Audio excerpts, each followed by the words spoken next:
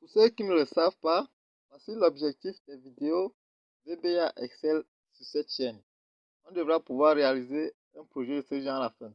D'ailleurs, mettez les idées en commentaire et je vais choisir ce qui est à mon niveau pour qu'on réalise ensemble après avoir fini toutes les vidéos.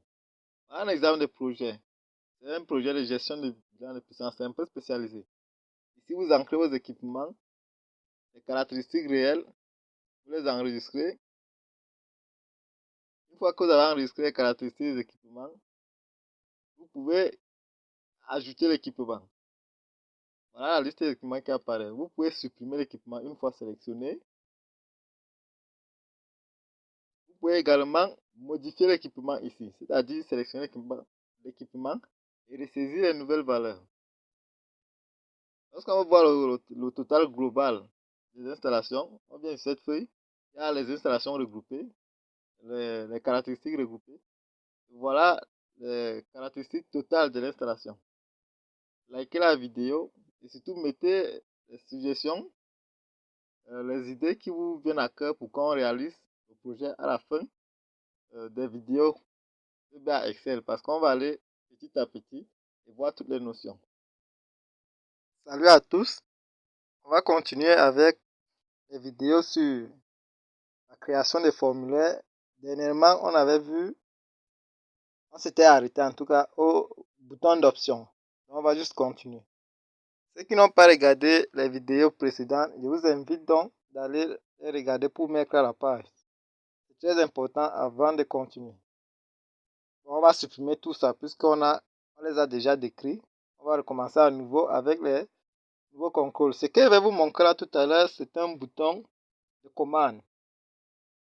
Le voici. Où est-il? Le voici plutôt. Vous voyez bien où j'indique. L'info bulle indique bouton de commande. C'est lui. Quand vous cliquez, vous dessinez. Ce sont les boutons que vous voyez souvent, par exemple, valider ou bien ajouter dans mon projet. Dans le projet qui a été présenté en début, à l'introduction de la vidéo, il y a certains boutons là que vous voyez, par exemple, ajouter, valider. Ce sont ces boutons là qui permettent de valider du code. Bon, valider certaines opérations. Peut-être que vous avez modifié un nom. Vous voulez valider, vous cliquez là sur valider. C'est un bouton de commande qui le fait. Maintenant, si on l'exécute, on nous dit que tout cela n'existe plus, bien sûr. Puisqu'on a rafraîchi notre user form, on supprime toutes les procédures événementielles qui existaient là. On l'exécute. Voilà, là on clique sur notre. Ça se passe simplement comme ça. Dès que vous cliquez dessus, rien ne se passe parce qu'on n'a pas encore défini un code. Maintenant, on va faire que lorsque on clique dessus, il y ait un compteur qui soit lancé. On ferme d'abord. C'est-à-dire, lorsqu'on va cliquer dessus, on doit avoir un compteur qui est lancé ici dans la feuille. Bon, on va compter de 1 jusqu'à 20 dans ces différentes feuilles. Pour ce faire, on va utiliser la procédure événementielle clic. Dans la procédure qui est déclenchée, on clique sur le bouton de commande ici. Double-cliquez sur le bouton de commande. Double-cliquez, deux clics secs. Puis, on va écrire là un code. Vous voyez très bien que c'est le bouton de commande. Command button. C'est le nom de l'objet qui est sélectionné. Bien sûr, vous pouvez modifier le nom de l'objet. On laisse comme ça. Et la procédure ici, c'est le clic. Il y a plusieurs autres procédures. Il y a les enter, error, exit, key down, key press. Bien sûr, plusieurs autres procédures. Nous, on travaille avec la procédure événementielle clic. Qu'est-ce qu'on va faire? On va dire que dès que le bouton est cliqué, on crée un compteur. Et le compteur, c'est naturellement, on va utiliser la boucle for. Vous pouvez utiliser la boucle que vous voulez.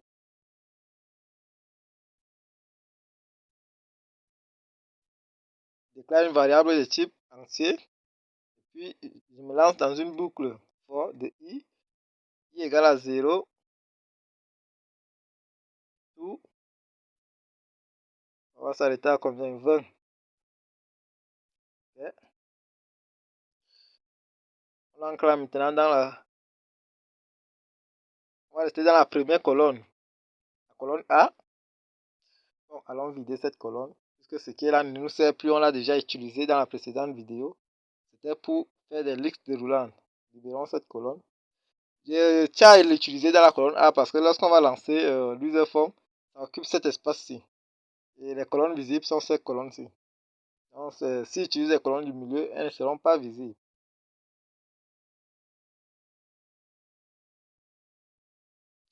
Alors, edit cell.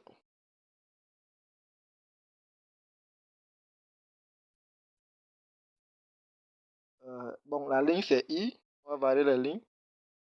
Et puis c'est. On reste sur la colonne. Bien sûr. Les lignes commencent à 1. On peut commencer les lignes à 0. On met ici point.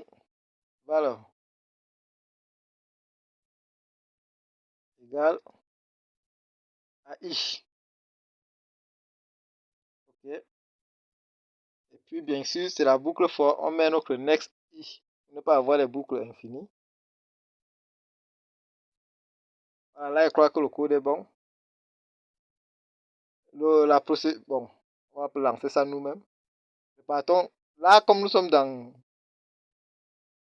notre code comme ceci, pour revenir dans notre user form, on double-clique ici sur la partie projet, sur le nom user form, double-cliquez dessus, on revient ici dans cette interface. Puis cliquez sur exécuter, on lance. On va cliquer sur valider, le code qu'on a écrit va s'exécuter. Allons-y, on a cliqué, vous voyez que le comptage a été lancé, 1, 2, 3 jusqu'à 20. C'est ça que c'est ces boutons, ces boutons servent à lancer l'exécution d'un code. On ne va pas dire plus, on passe au bouton, au contrôle suivant. Au contrôle suivant, on va directement commencer avec les boutons d'option. Le bouton d'option, c'est celui-ci, le petit rond que vous voyez ici. On les appelle généralement les options button, ou boutons ratio. Ces boutons sont généralement utilisés lorsque les utilisateurs peuvent effectuer un choix et un seul parmi plusieurs. Ils sont alors placés dans un cadre. On les place dans les cadres, c'est juste pour se rassurer que c'est vraiment ces boutons qui sont. C'est vraiment dans ces boutons qu'on doit choisir. Et ce cadre, là, voici, c'est un. Bon, ici, c'est nommé cadre parce que c'est en français, mais en anglais, c'est frame. F-R-A-M. Donc, les boutons d'option s'utilisent généralement dans les frames. Dans un bouton d'option, il y a deux propriétés intéressantes. Il y a une propriété intéressante, c'est la propriété valeur. Cette propriété vaut vrai lorsque le bouton est coché et faux lorsque le bouton est, bon, pas coché lorsque le bouton est sélectionné et faux lorsque le bouton est désélectionné. Bien évidemment, vous connaissez là comment on insère les trucs, les contrôles. Soit vous glissez, déposer comme ceci.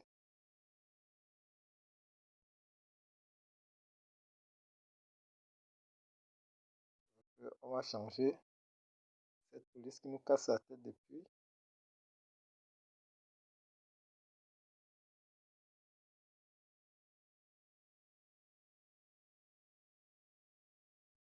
Un glisser déposer. Ça, c'est un bouton d'option. Bon, généralement, pour que ce soit clair, on essaie souvent deux.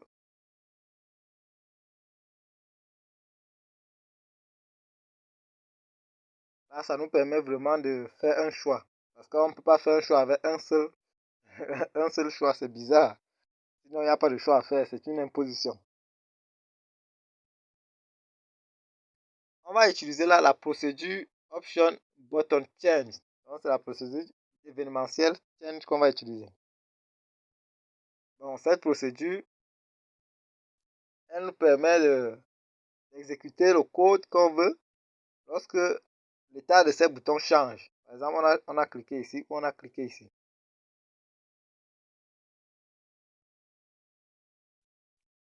Ce que je disais, c'est qu'on insère ces boutons dans un groupe. C'est pour vraiment imposer un seul choix parmi les deux. C'était pas comme les listes, les cases à cocher. Les cases à cocher, on peut cocher deux cases.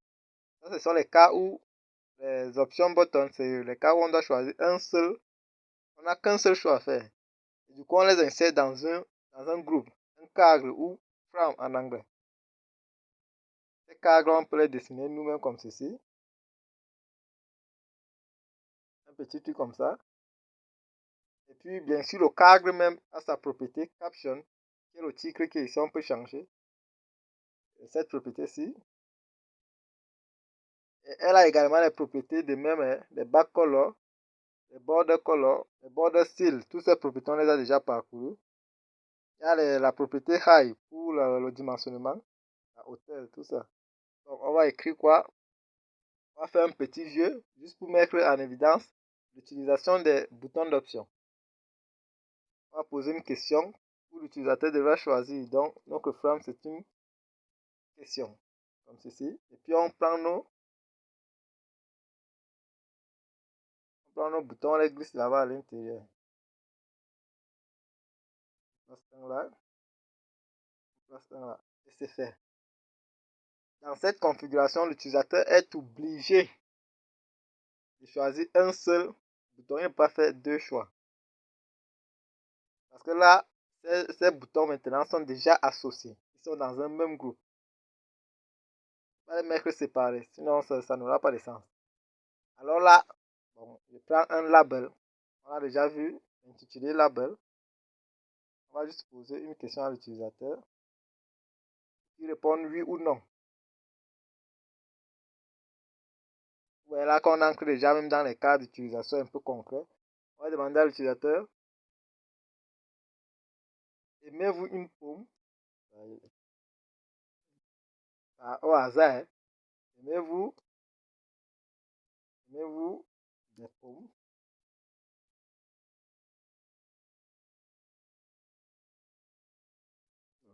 Les avocats.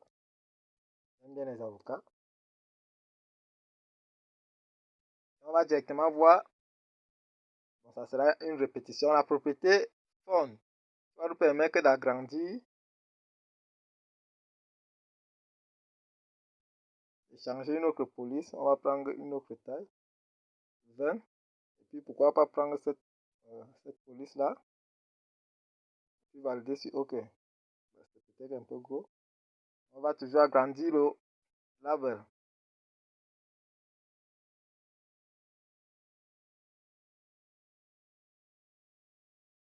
Comme ceci. Il y a également certaines propriétés qui sont également très importantes. Par exemple, la propriété enable. Cette propriété, lorsque elle est vraie, déroulée, il y a deux possibilités, vrai et faux. Lorsque cette propriété est vraie, le contrôle est désactivé. Lorsque la propriété est vraie, pardon, le contrôle est activé. Lorsque la propriété est fausse, le contrôle est désactivé. Là, c'est vrai. Lorsqu'on exécute cette user form, on voit très bien que tout est visible. Je vais mettre ça faux pour le bouton, l'option bouton 1. Changeons la propriété enable à faux. On va voir ce sera. Est-ce que c'est parti cette propriété? Voici. Mettons à false. Automatiquement, c'est déjà flou. C'est flouté, quoi. L'utilisateur ne peut pas cliquer dessus. Même par tous les moyens. Bon, on va pas faire la sorcellerie. Mettons ça à true comme ce test. Juste, il y a les cas où vous avez besoin de griser certains contrôles pour empêcher l'utilisateur de choisir. Ça existe dans les projets réels. Il y a l'autre contrôle qui fait presque la même chose. L'autre propriété qui fait presque la même chose. C'est visible. Dès que je trouve ça.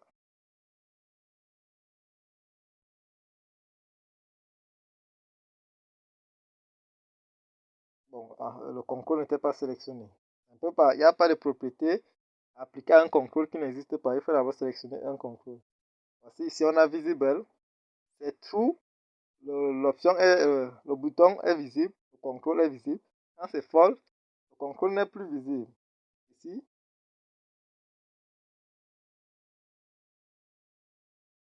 j'espère bien que c'est false. Bon, allons le voir. Ouais. Exécutons pour voir l'état de. On voit très bien qu'on ne voit plus l'option button 1. Ça a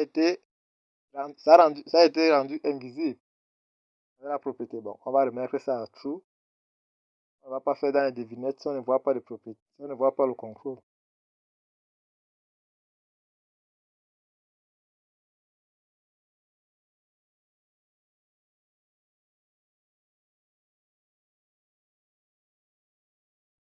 Visible, mettez à true. Ok, tout est bon.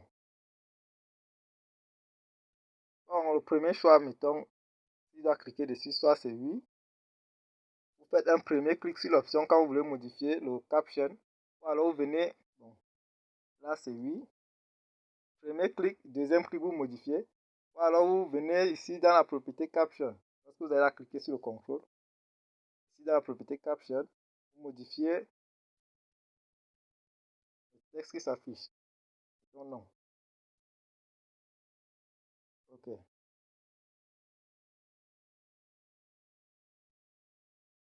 Ici, on va ajouter un autre label. Ici, qui va afficher la réponse de l'utilisateur. La réponse que l'utilisateur aurait choisie. Bon, c'est pas grave. On va afficher n'importe quoi. Et là, on doit aller écrire un code. Mais le code, on doit mettre ce code dans les procédures tiennent, c'est-à-dire lorsque les options seront changées. Si on passe de oui à non, il y a eu changement. Donc, quelque chose doit se passer. C'est pour ça qu'on va mettre dans la procédure événementielle. Tiens, pour ça, double-cliquer sur le contrôle. Option button, là voici. Mais sauf que la procédure événementielle ici, c'est clic. Donc, on veut tiens. On part ici. Lorsque l'objet est sélectionné, option button 1, on change la procédure événementielle à change. Ok, très bien. On efface donc du coup.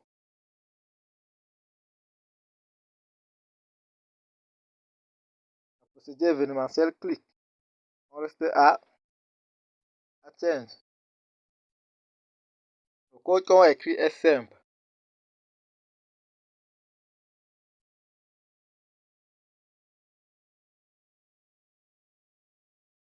Je vais dire si if on a vu les procédures, les structures conditionnelles dans cette chaîne. Si vous ne vous retrouvez pas, je vous conseille d'aller regarder la vidéo sur les structures conditionnelles. Elle est disponible juste en bas. If, je copie l'objet, bouton d'option, point valeur. Si la valeur retournée est true, ça veut dire que ça a été coché. Alors, et bien sûr, le bouton d'option 1, c'est pour la réponse vraie. Ça veut dire que l'utilisateur a répondu à la question en disant oui, il aime les avocats. On va donc lui renvoyer un message sur le deuxième label qui doit afficher le message. Là, du coup, je ne sais plus son nom. On va aller voir son nom, cliquez dessus. Et venez ici, c'est label 2. Allons continuer notre code. On va donc dire, si la réponse est oui, on dit label 2 points.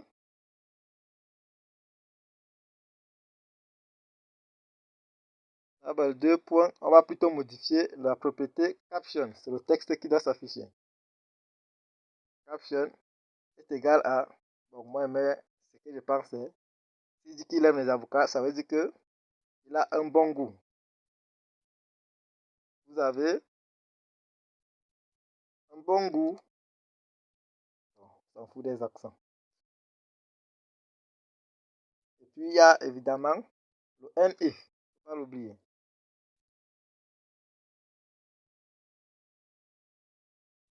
On va répéter ceci avec le...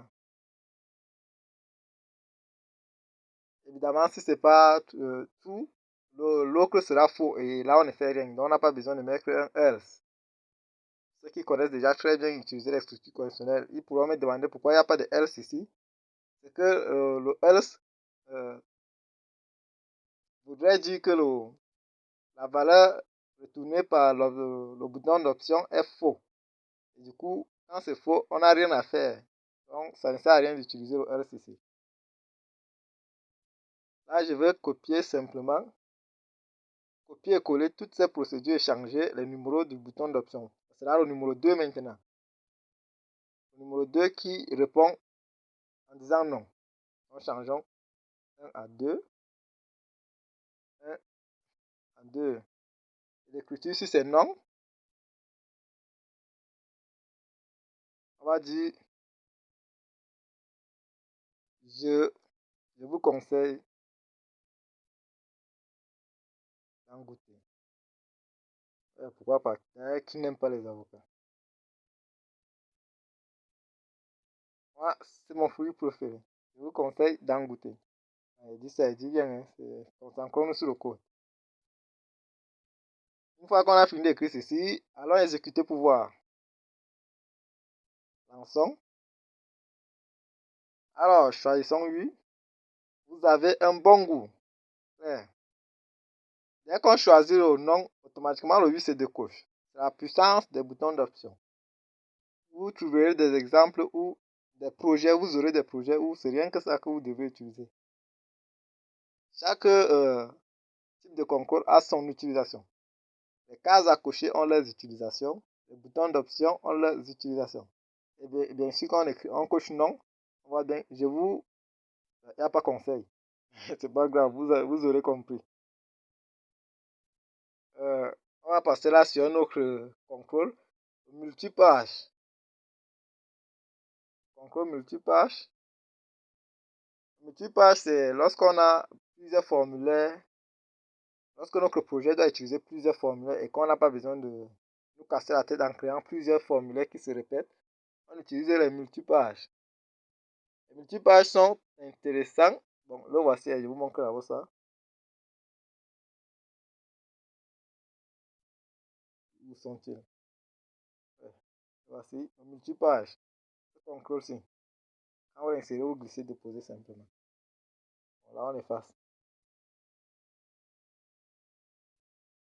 Je disais que lorsque vous avez, par exemple, un projet qui doit utiliser plusieurs formulaires, pour basculer d'un formulaire à un autre, ça se répète souvent et du coup, ça casse la tête. Vaut mieux utiliser un multipage. Bon, moi, personnellement, je l'utilise pas trop dans mes projets. Mais vous, je vous conseille de découvrir, vous pouvez l'aimer. On n'a pas les mêmes goûts. Lorsqu'on sélectionne un multipage, insérons là, lorsque vous sélectionnez,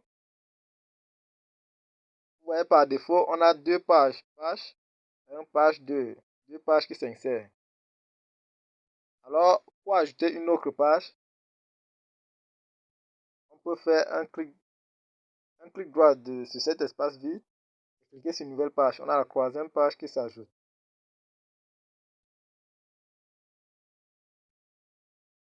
On est là, on a des contrôles qu'on ajoute.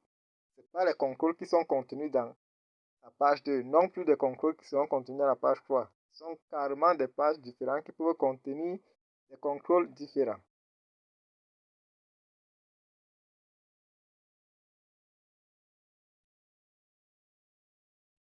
Bon, là, sur le coup, je ne sais pas ce que vous expliquer là de plus. Oui, il y a un truc à connaître. Lorsque, par exemple, vous avez un code, la propriété valeur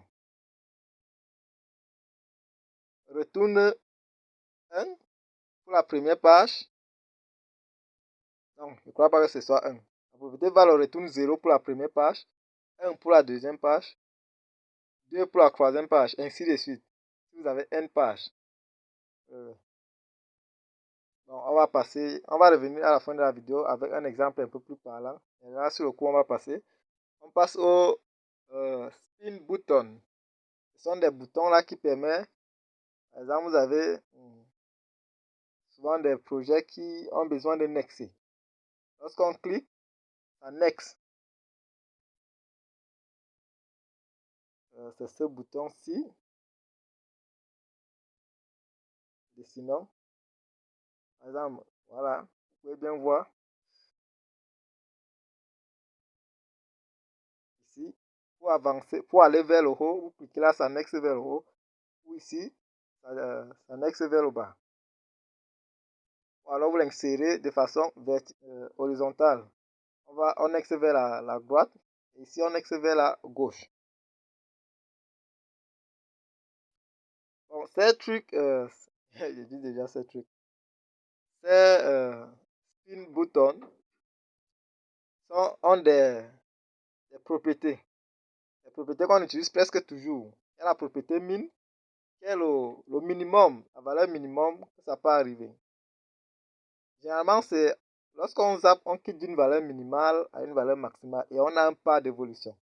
Par exemple, si on doit quitter de 0 à 100, on commence à 0, ouais, ça c'est vous qui décidez, et puis on va de 1, 2, 3 avec un pas de 1, ou avec un pas de 5. Tout ça, on les précise dans les propriétés. On a la propriété max, qui prend la valeur maximale, ici c'est 100 par défaut, et on a la propriété min. Et puis on a le pas d'avancement, le small page. Je crois que c'est un peu plus bas. Là, voici la propriété. Le pas c'est 1 par défaut. Donc, s'il y a un truc à zapper, on ira ici de 0 à 100 avec un pas de 1. Bien sûr, on peut changer cela.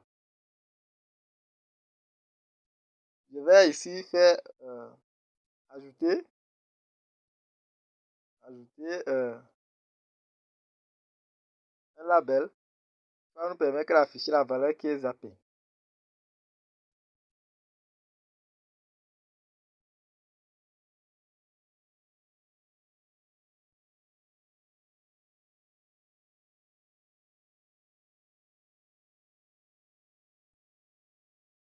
Là, on va directement aller sur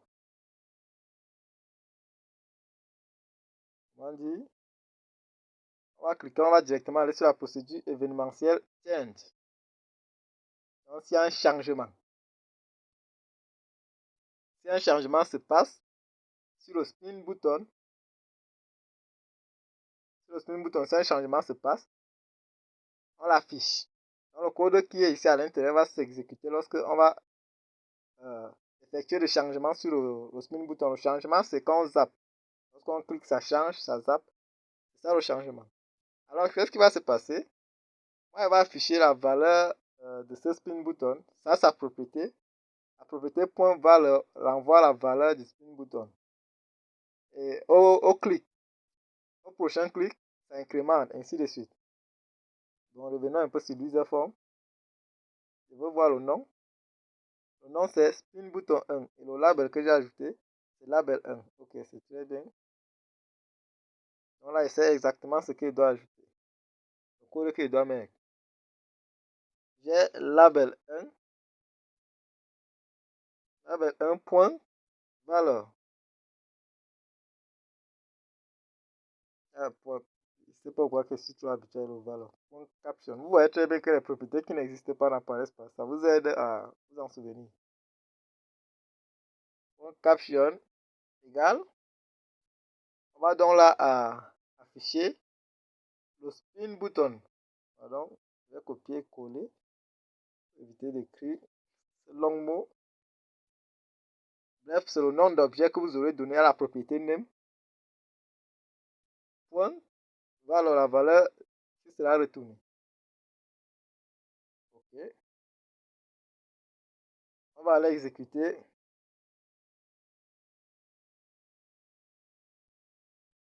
On voit très bien qu'on a ici 1. Lorsqu'il clique, on a 2, on a 3, ainsi de suite. Bien sûr, si vous changez le pas, tout cela va également changer. Je vous laisse vous amuser. Lorsqu'elle avait dit que, bon, je vais faire une petite vidéo qui va compléter un exemple avec l'utilisation de ces multipages. Bon, ce qu'elle vous dit, c'est likez la vidéo et abonnez-vous.